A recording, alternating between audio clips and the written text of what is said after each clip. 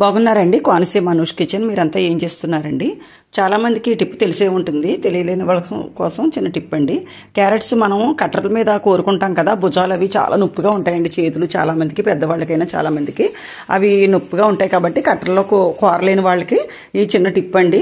Mixie జార్లో carrots శుభ్రంగా cut చేసుకుని మొత్తం అక్కడ కట్ చేసుకుని అటువైపు ఇటువైపు చివర్లు కట్ చేసుకుని చాకుతో చిన్న చిన్న ముక్కలుగా కట్ చేసుకోవచ్చండి. లేకపోతే ఇలా పొడవుగా కట్ చేసుకున్నా సరే, బరకగా అంటారు కదా, అలాగైతే చాలా బాగుంటుంది కూరకి.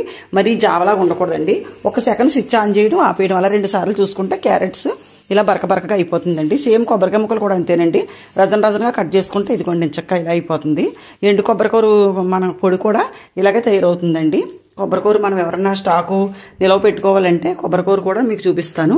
అంతేనండి. ఈ వీడియో ఇంతకుముందు మీకు షేర్ చేశాను. పోపులన్నీ మొత్తం వెల్లుల్లిపాయలు, శనగపప్పు, మినపప్పు, ఆవాలు, జీలకర్ర, కరివేపాకు పోపులన్నీ వేసేసుకోవడమే. క్యారెట్స్ బరకగా ఉంది కదా, దీంట్లో ఉప్పు పసుపు వేసుకుని అలా సిమ్లో పెట్టేసుకోవాలండి.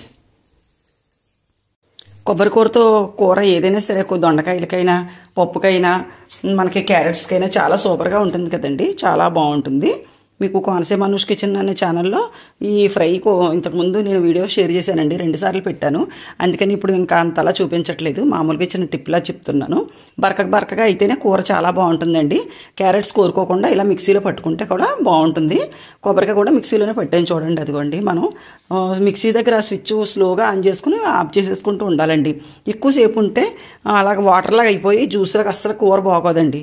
చూడండి, ఇలా బరకగా అయితే చాలా బాగుంటుంది. కొబ్బరికూర వేసిన తర్వాత ఎప్పుడు కూడా దగ్గర ఉండి చూసుకోవాలండి. కొబ్బరికూర వేసిన వెంటనే అది కొంచెం అడుగంటేస్తుంది అంటారు కదా, మాడు పట్టేసినట్టు అయిపోతుంది. అందుకని మన దగ్గరుండి 10 నిమిషాలు అలా ఉంచుకుంటే సరిపోతుందండి. చూడండి, కొబ్బరికూర క్యారెట్స్ 2 కలిసిపోయినాయండి. కలర్ఫుల్గా ఎంత బాగుందో. చాలా కమ్మగా ఉంటుందండి ఈ కూర అయితే. చాలా ఇష్టం నాకు ఈ కూర. అంతేండి, మనం టేస్ట్ కోసం కొంచెం కారం వేసుకుంటామేనండి. అదిగోనండి, కారం వేసుకుని ఇలా దగ్గరగా మరొకసారి కలిపేసుకోవాలి. క్యారెట్స్ కొబ్బరికూర ఫ్రై రెడీ. ఈ వీడియో మీకు నచ్చినట్లయితే లైక్ చేయండి, షేర్ చేయండి, సబ్స్క్రైబ్ చేయండి.